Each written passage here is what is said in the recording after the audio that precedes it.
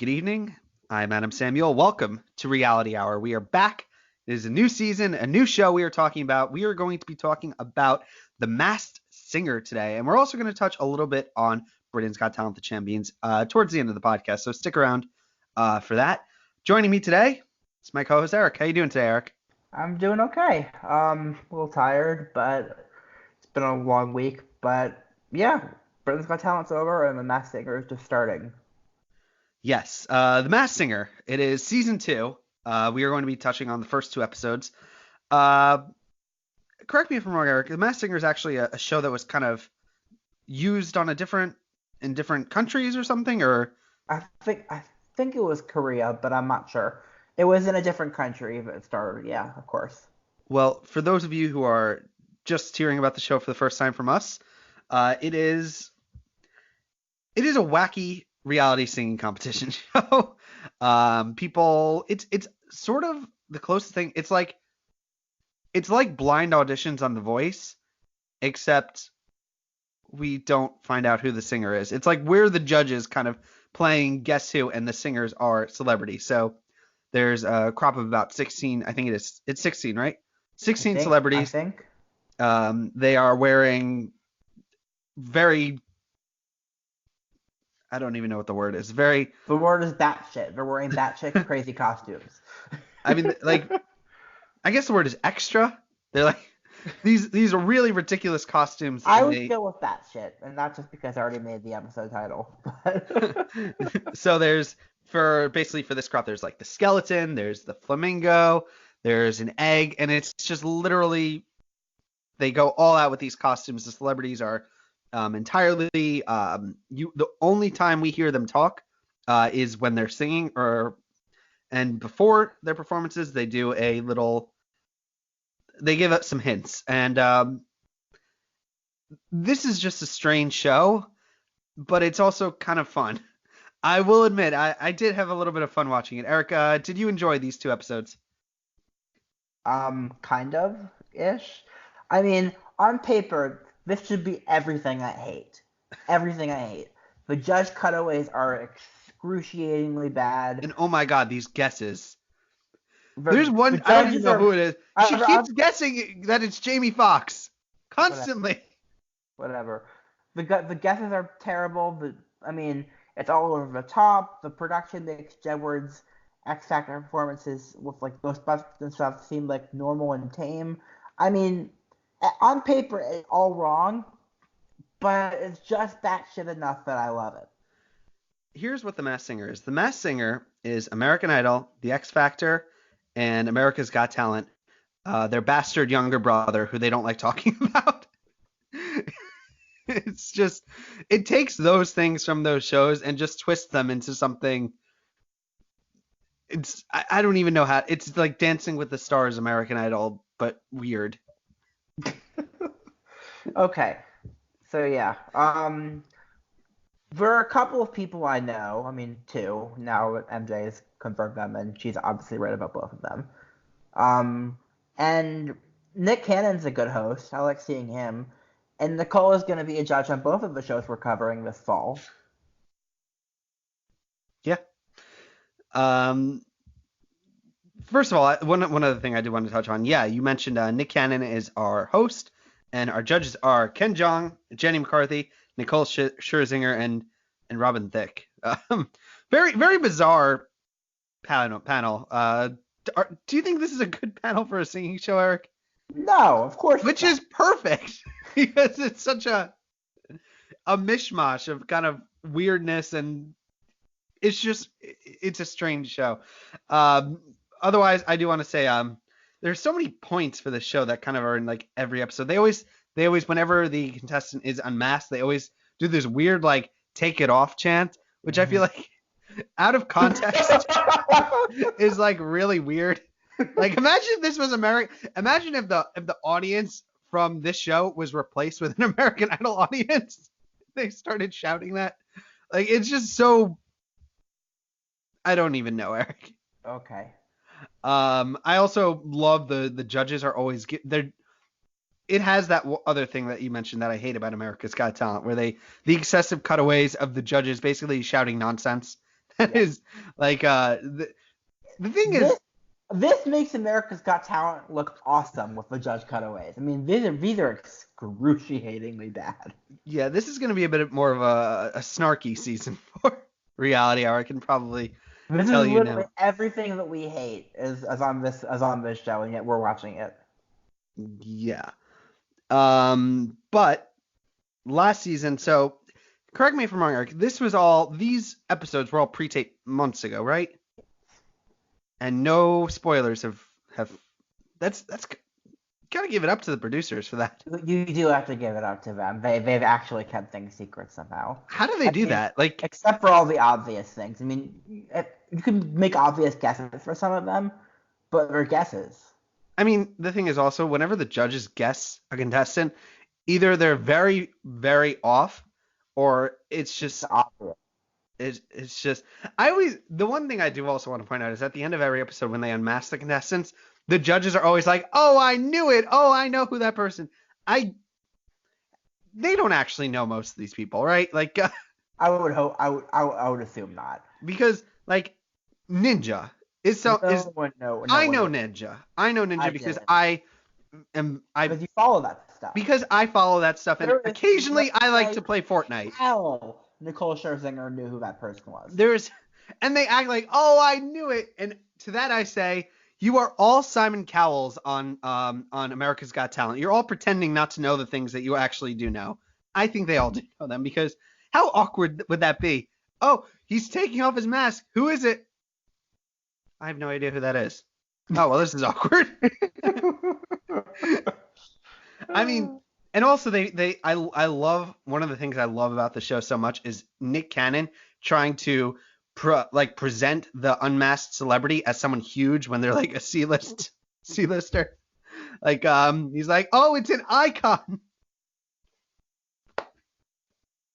Help me, Eric. I can't, honestly. All right, so here's how we are going to do this episode. So we are going to be covering the first two episodes of The Masked Singer. Like I said, a little bit of Britain's Got Talent, the Chammys at the end. So what we are going to do is, the format of the show is there are 16 contestants. They are paired up and they sing against each other, kind of like a battle the knockout round of The Voice. The loser of the singer of the sing-off goes into a final round against another pair, the loser of another pair. The loser of that is unmasked. So for the first episode, we got 2 battles. For the second, we got 1. So we are going to be going through the battle itself. We are going to be touching on both contestants as one. We're not going to go through. There's a lot, and this would be an over an hour podcast. So we're just going to be kind of going a bit broad strokes, I guess, Eric. Mm-hmm. So let's get into it. So first up, we have. These are words I never would have thought I'd say in my life. We have a butterfly versus an egg, which, by the way, in real life would be a draw because a butterfly can't, well, yeah. I put that thought into you guys. All right. So what do you make of these two contestants, Eric? Well, this was lopsided. Butterfly, whoever she is, has an amazing voice. And if you're asking who's gonna win, I'd say she's gonna have a shot. Egg sucks. Well, here's another one kind of glaring problem with this show is that when on a show like with Dancing with the Stars, dancing is something you can kind of teach somebody. You can work with someone to kind of be a better dancer.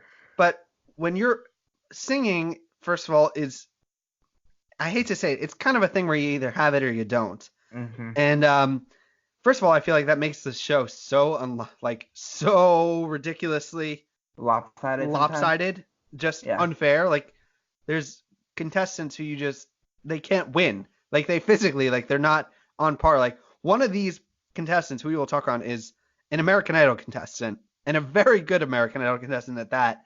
And there's no way to compare some of these people who've clearly never sang a day in their life. Like, do you think Ninja, when you put him up against the American Idol contestant, would ever be able to compare? Like, it's just. But anyway, so we get these two performances.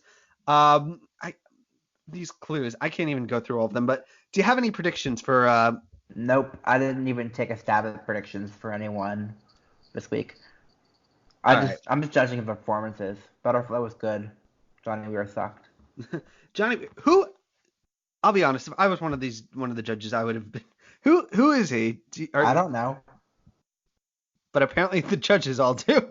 Yeah, that's The bullshit. judges they're like God. They know everybody. Like but let's touch a little bit on the performances. So the Butterfly is doing Bang Bang, and the Egg is doing Just Dance by Lady Gaga. I mean, all right. The Butterfly is so weird to like. I'm talking about someone like they're a butterfly. I mean, very very unfair pairing. Like this is very clearly the Butterflies show, and I don't even know really what. It's such a weird kind of thing because they clearly don't choose the songs. Like it's I I mean, don't they know. might. Who knows? It is a weird show. I wouldn't because yeah, I don't even know. But do you have any predictions for the Butterfly? I Oh. don't. I don't. Sorry. All right. Well, so let's talk about the Egg. So the Egg eventually loses this, and he loses the second one. So it is Johnny Weir. So he is this skater, and do they come back for the finale? Is there a finale where they all kind I of? don't think so. All right. Well, any other thoughts on these two? Nope. Let's just plow through this, honestly. It's There's only like gonna be. there's only 3 people I have anything to say about. So All right. So between this duo, like I said, the Egg goes to the final round, the knockout round, where one person ends up getting unmasked. Next up, we have the Thingamajig and the Skeleton. So the Thingamajig, the clues. Do you want me to read all the clues? I don't even know. The Thingamajig is performing "Easy" by Lionel Richie. What'd you make of this performance, Eric? not good. That's it. That's all I I don't think it wrote. was terrible. I thought it But was. it was eh. I mean, he's a better singer than I am. I mean, Sure. but Better than me too, probably. I mean, the song is kind of it's a very straightforward song. Like when you sing it, it kind of doesn't have many big notes. It's kind of just da da da da da, and I mean, it's kind of perfect for a singer like this. Mhm. All right. Well, then we have the Skeleton. What did you Hi make of this Paul. contestant? Hi Paul What? Schaefer. Hi Paul Schaefer and the CBS Orchestra. Um. I tell me about that. I have no idea. I've not looked at that much on like spoilers, but So Skeleton is Paul Schaefer, 100%. who is that? He was David Letterman's band leader, and he was also an SNL band leader for a while. He's pretty funny, which makes this the wrong show for him to be on because he can't be himself because he's in a mask and we can't see him. He's not a great singer, but he is funny, which is annoying that we're watching him do something he's not good at instead of something he is good at. So, Wait, so he's just a band leader? Like, what did he do? he was the band leader for Letterman. Did they talk to the band leader? Did he? Yeah, of course. He would laugh over like every interview. And why are you so sure that this is who it is? Because it's obvious. I mean, if you listen, first of all the clues added up. I'm like, one of the clues was the number of shows that Letterman did in this on CBS. I think it was like some number.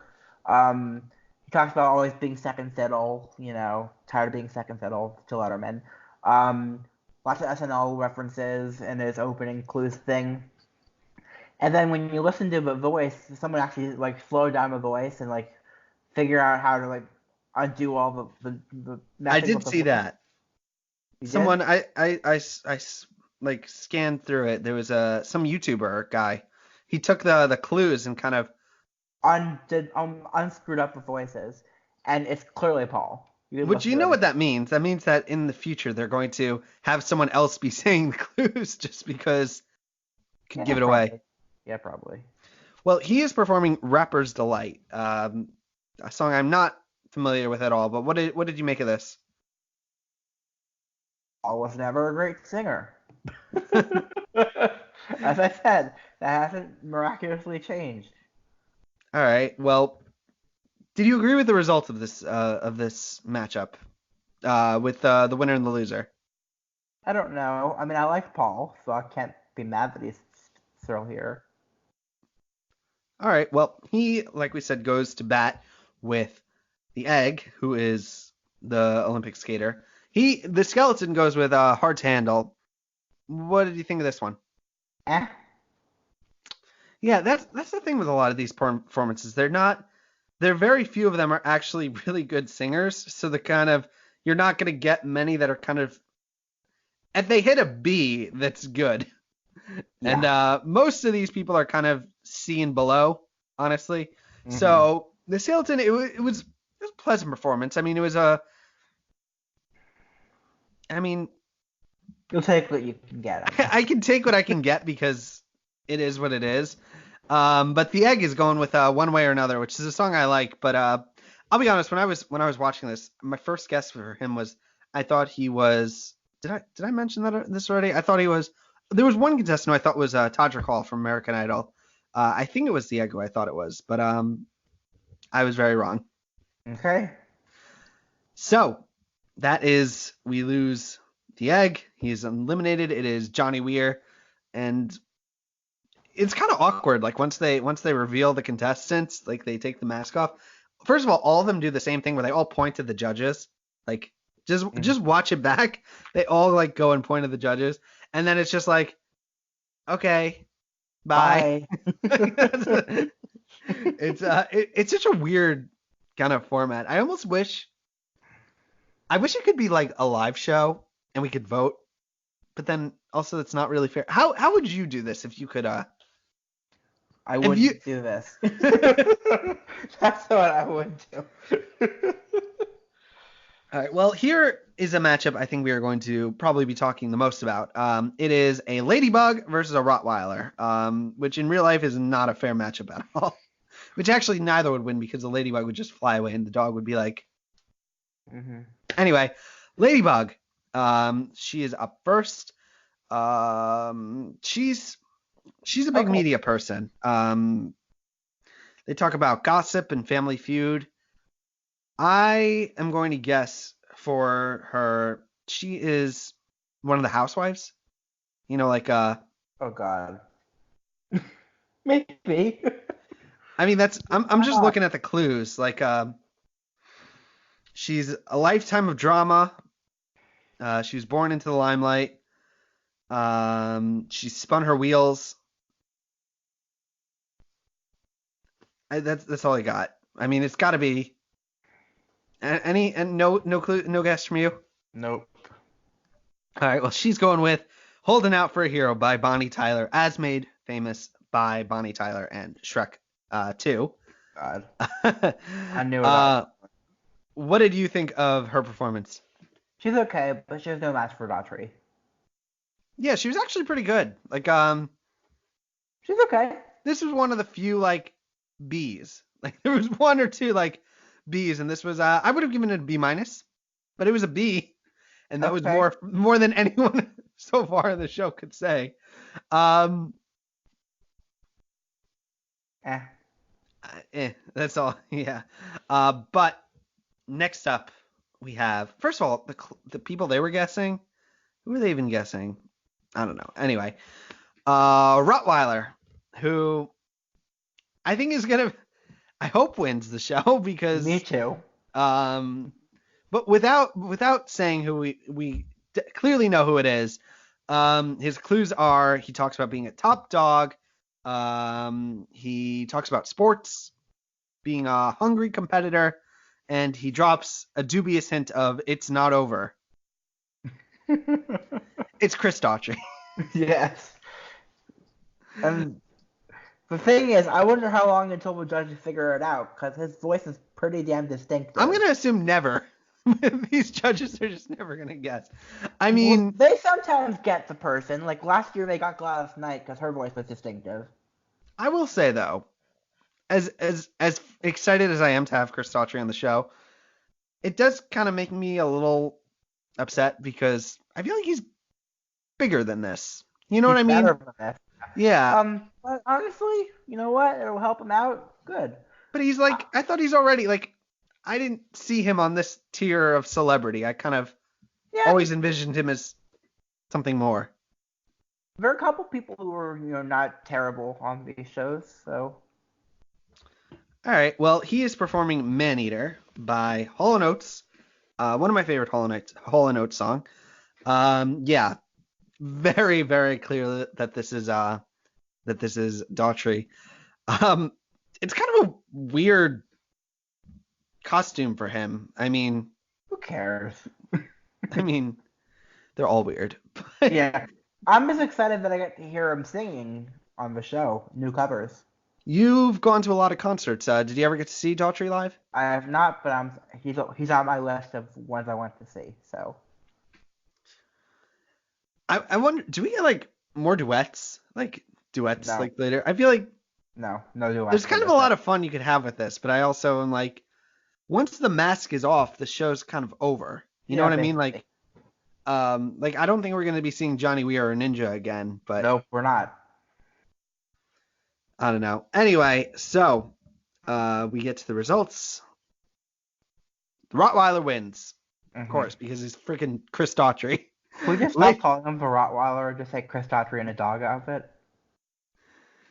His voice is so distinct. Like you can't. That's the problem. I mean, like, if it's a guessing game, you know it's Chris Daughtry.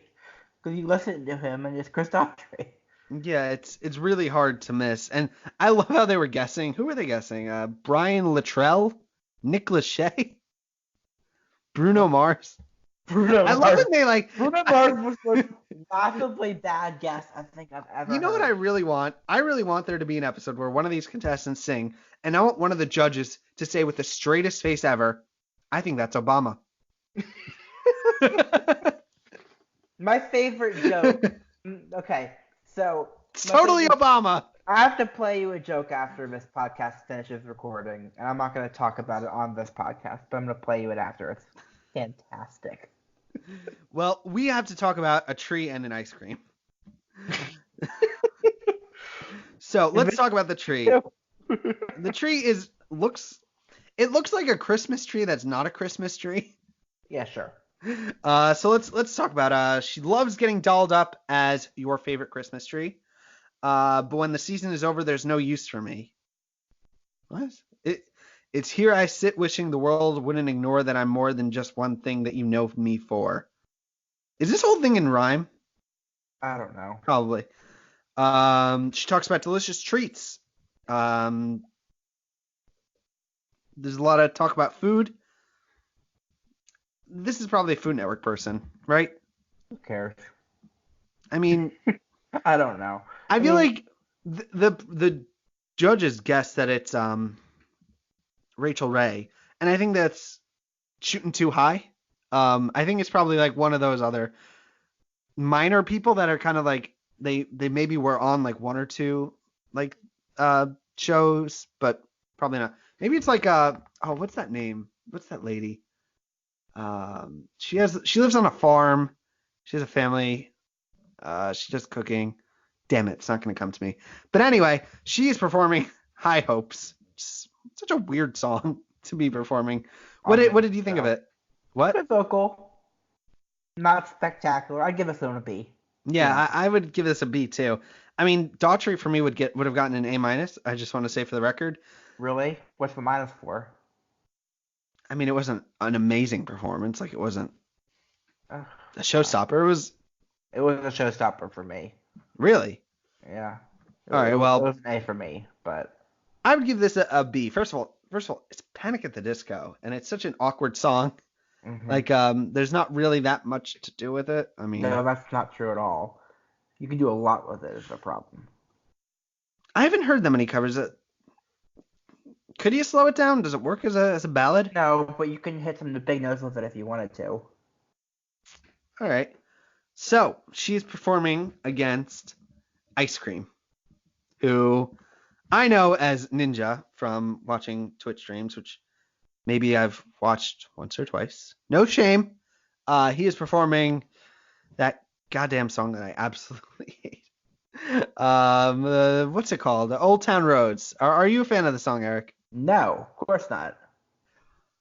What we it's kind of funny. I mean, this song came out and it became huge. And this is the first time in any no, wait.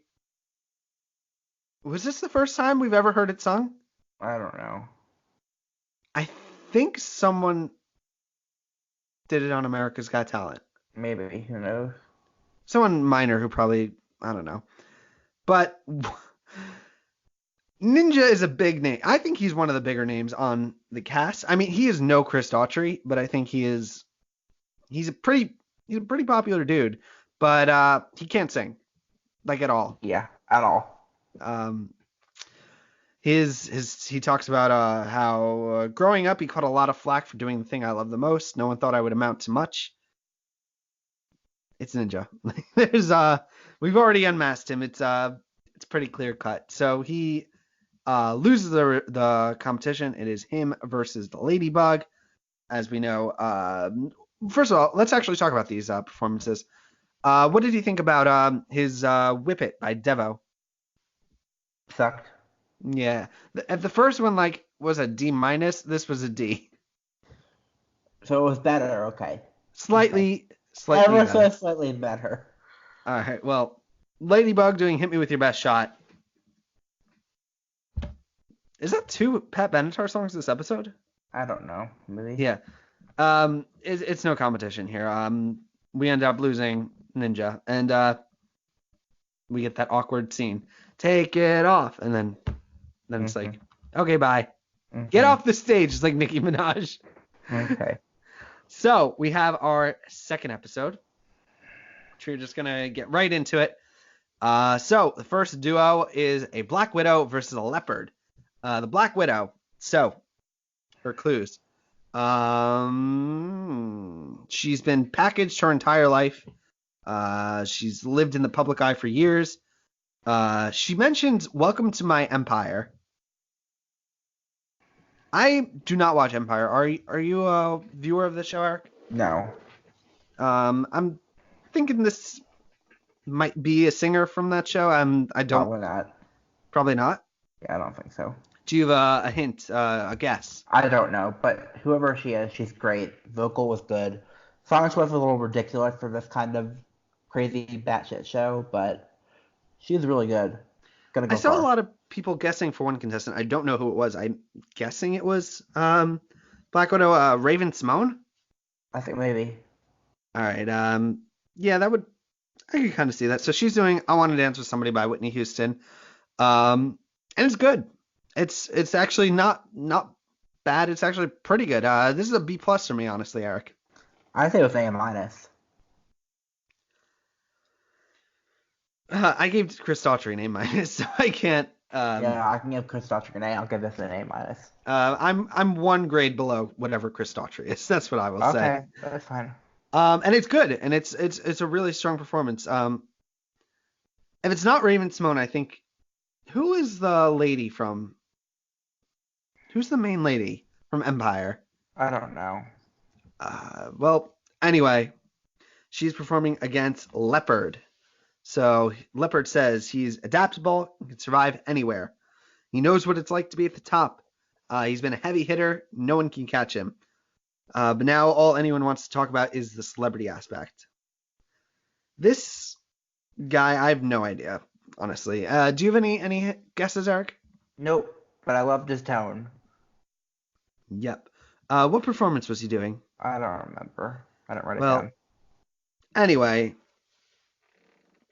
it's good. I mean, it's kind of hard. He's a really tall person, so some people were actually guessing RuPaul from RuPaul's Drag Race. I saw that, yeah. Which but, I've never watched that show, so I don't. Yeah, I haven't either. Does it fit? Do you think? I don't know. All right. Well, that's the thing with some of these performances. There's not really that much to go off of. There isn't. Honestly. But yeah. So who in your opinion won this? Black Widow, but Leopard was gonna win who was up against. Yeah, that was my same thought. And you're right. So the leopard loses and is going to the final round, and they are competing against. First up, we have the flamingo, which of all the costumes, this was the most. Um, what's the word? Damn it! The word's just not coming to me today. The most damning. That's the word. Because some of these are just really weird. But she talks about being on a ZooTube channel.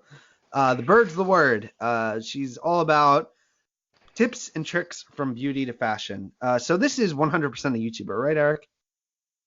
Maybe. What did you make of these clues, Eric? I don't know. I just don't know. What's the thing? I don't know enough of these about people to know who it's gonna be. All I know, she was pretty good. I agree. Pretty solid voice.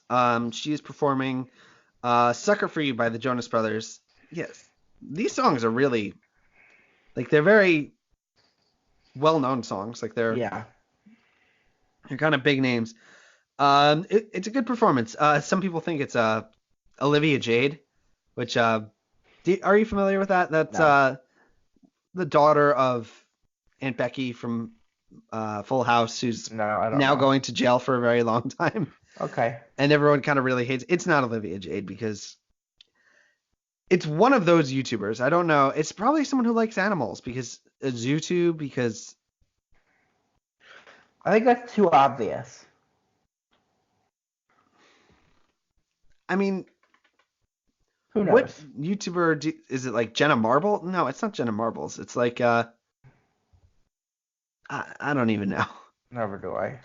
So she's going up against the panda. So the panda is all about she lived in her father's shadow and she's kind of hoping to break out of it.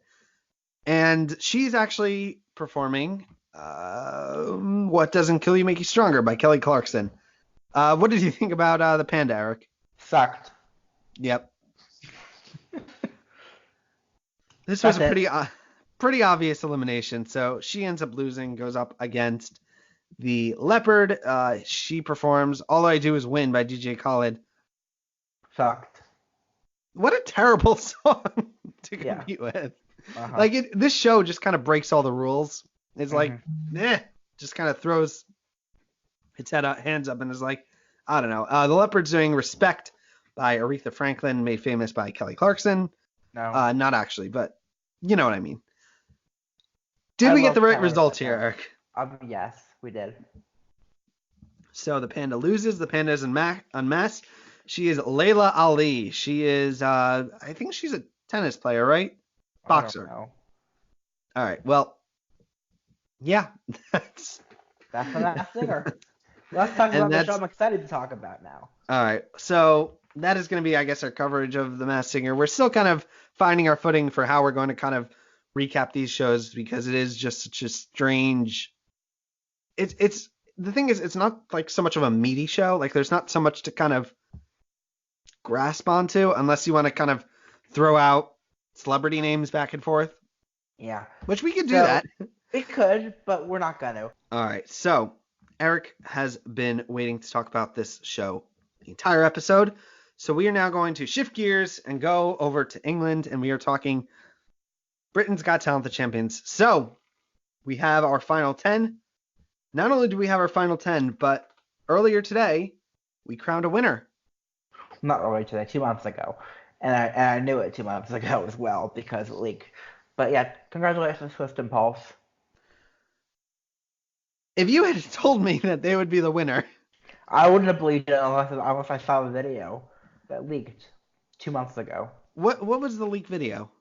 Them winning the show. The video of the winner is Twist and Pulse. It's crazy that just isn't happening with Masked Singer. Yeah, because the Masked Singer takes in front of a much smaller audience, not in a big arena. And they probably make them all sign away their lives and their firstborn child. Absolutely. And Britain's Got Talent doesn't do that for some reason. So Twist and Pulse ended up winning. Eric, I want to ask, how did we get here? How in a season with so many winners, so many big names, a pretty minor contestant won, a contestant that didn't even win their own season. How did this happen? It happened because of super fans. Yep. Which still sucks, honestly. It still sucks that we're not allowed to vote on these shows for champion positions. Why can't it be live? Honestly, there's no argument for why it can't be live. It should be live, and it It's should be because they the need the public vote. cutaways and the slow-mos. It's because they need to make the show worse. You're right. That's exactly right. Having said that, of the top 10 that we had, I think I would have picked Twist and Pulse as my winner. Of the 10 that we had in my final. You see, for me, the thing is, it was just such a disappointing lineup. Like, In the final, yeah, you're right. for me, I think only 2 or 3 people, in my opinion, deserved these spots. And it kind of got to a point for me where I was like, when you just don't have a horse in the race anymore and you're kind of just going through the motions because the show is on and kind of, well, you've come this far. Yeah. You got to find out what happened. I mean, Twist and Pulse, they're talented without a doubt, but they're not the winner, in my opinion, of the contestants that were kind of shown. Their performance, I don't know how they made it over someone like George Sampson. Like It's kind of similar. Yeah, but George is so much better. Like there's so much more of a story. Like Twist and Pulse kind of like they have a whole shtick where they do the Titanic scene and they're like making jokes, and it didn't feel like a winning act to me. It felt like Kinda the did to opener. me, a little bit. I liked it. All right. Well, we also did see some other contestants. So another one I want to touch on really quickly is Stavros Flatley.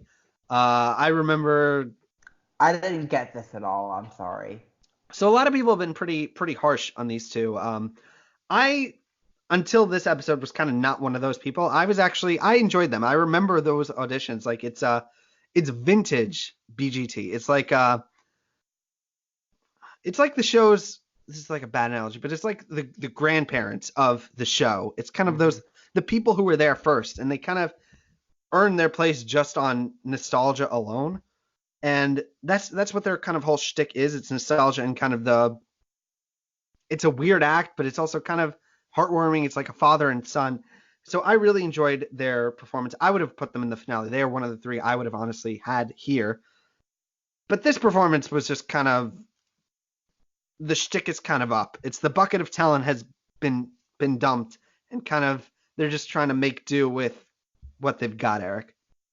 Sure. I just didn't get it at all. I was like, I don't get it. That's all I can say, honestly, is I don't get why they made it so far. Second place is unbelievably ridiculous. But They came in second? They came in second. Who was the third placer? Ksenia. Really? Yeah. People really like these guys. I'm going to predict they're going to be on America's Got Talent, the champions. I hope not. I enjoy them, honestly. Like, Okay, I'm glad. So let's talk about some other contestants. Here's the contestant that I honestly would have given the win until their performance. Bars and Melody, who I feel like we do kind of need to touch on because I am a huge fan of theirs. Their audition is one of the most viral Got Talent performances of all time. Yes. Like of all time. Like you take Cody Lee and you magnify it times 100 and you get Bars and Melody. Yeah. Like they are huge. A first ever Golden Buzzer Simon picked. And the thing is, it's one of those moments when you watch on America's Got Talent where it kind of breaks my heart a little bit because here's a contestant that was kind of so good when they first appeared on that first so many years. What it was like 6 years 2014. ago? 2014. So 5 years ago. And it kind of breaks my heart because when they first appeared, they were kids and they were like little kids and they're here now as adults and kind of it's one of those things where we always talk about on the show how there should be an age limit on contestants. Like they should be like, I don't know, 15 or older. And when they kind of come back as adults, it just kind of sucks that they can't replicate that magic that they could when they were younger. It's like somewhere over the years that translation kind of twisted and it became something else. And maybe it's good outside of Britain's Got Talent, but on the competition, I don't think it translates well. Sure. Do you agree? I mean, Did that make any sense there? I think their first performance this show was better. This was not as good, and it definitely wasn't enough to get them the win. Yeah, I was pulling for them. This was like the kind of the big womp womp for me, where I was like, yeah, the one contestant I would kind of want to see win, and it kind of just like kind of fell over with a bit of a whimper. Mm-hmm. So, another contestant we got to talk about really quickly, Preacher Lawson. Mm-hmm. Eric, are you pretty high on this contestant? No, never have been. He's made me laugh about twice in the entire time I've seen him on all of these shows. He came closer to making me laugh the first performance on BGT Champions. I didn't really laugh at all. I smiled a bit. Didn't really enjoy it that much. I don't know why. Like Simon Cowell just loves this guy. He keeps having him everywhere. I mean he's good, but like. I disagree. You don't think he's good at all? I think he's a mediocre comedian at best. All right. I think he's got great presence, but his material just doesn't make me laugh. Fair enough. Let's talk about really quickly. Two last names. We'll go through really quickly. Bello Knock and Annalise Knock. Same trick again. Essentially, not only was that the same trick, it was the same. Bello Knock's first audition was the first part of this performance, and then the second part was a retread of. I mean, they made it into the finale over such other talent. Yeah, that's not fair. It's not right. I do want to talk about the dogs, though. I didn't get to watch it, so you can tell me a little bit about them. I think it actually might be the best dog actor I've ever seen on any of these shows. Really? I really think so. It was an 11-year-old girl. And she had like 8 dogs on stage, and all of them were doing tricks. One of them like was jumping on 2 legs over bars. Honestly, it was really impressive to me. Honestly, the first dog actor that actually like said I like this. Really? Time, yeah. I don't think I've ever said that. What about it that really made it though so special? She was 11. She had 8 dogs on stage. They were all doing tricks. They were all perfectly trained. Did she train them herself? I don't know, but she was executing it, so clearly she listened to her. All right. But yeah, I mean, those are kind of the performances that I really watched. So Twist and Pulse are our winners, and they will be back for America's Got Talent Champions too, right? Maybe. They already won. Maybe they won't come back. Shen Lim and Darcy Lin were not on BGT Champions. I am wondering when they're going to start running out because they're going to be scraping the bottom of the barrel, and they kind of already are for this season, but it's Seth Word. You can dream. It's not going to happen for you, but you can dream. All right, guys. Well, I want to say I am Adam Samuel. You can find me on Twitter at AdamSoapbox or on my 2 websites, AdamSoapbox.com, AdamCVblog.com, or where can we find you, Eric? EricAscher.com, Eric_Ascher on Twitter, EricAscher01 on YouTube. I am seeing Chris Allen tomorrow. I'll have like lots of videos up. All right, guys. Well, this was fun. We'll be back next week. Till then, see ya. Peace.